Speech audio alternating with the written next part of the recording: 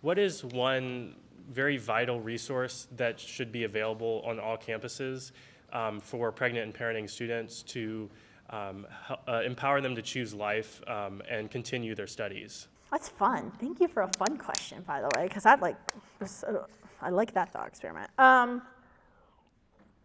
Honestly, I would love there just to be an office. So a lot of schools have offices of diversity, equity, and inclusion.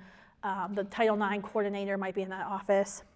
But I would love for there to actually be a place she can go if she's pregnant or parenting, a pregnant parenting support center, where she can go and learn about her Title IX rights as a pregnant parenting student, or he can learn as a parenting student, and that office be the coordinator or the liaison with the administration to say, okay, you're pregnant, we need to tell the RAs you're pregnant so you can stay in the dorms. I'll do that, I'll walk you through that. We have Students for Life groups that actually have taken on that job on campuses where they actually will physically go with students to the dean of students, to the resident hall director, and they will like walk her to the different offices, the financial services office.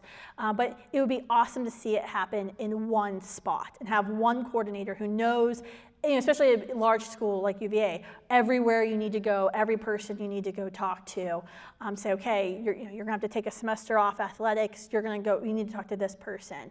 But let's make sure you don't lose your scholarship. So that I think would be huge.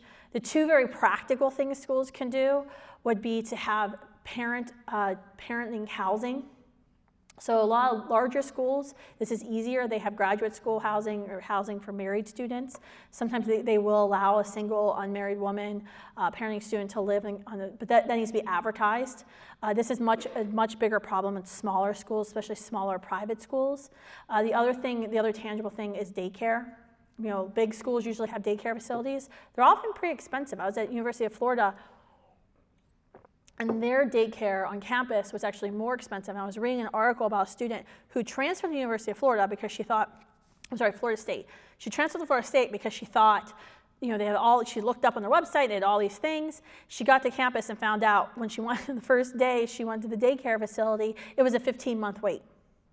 And she was like 6 months pregnant. So that's a problem. So those are that's the two number one things we hear from girls who are pregnant on campus. Where am I going to live? And who's going to watch my baby during class? Thank you.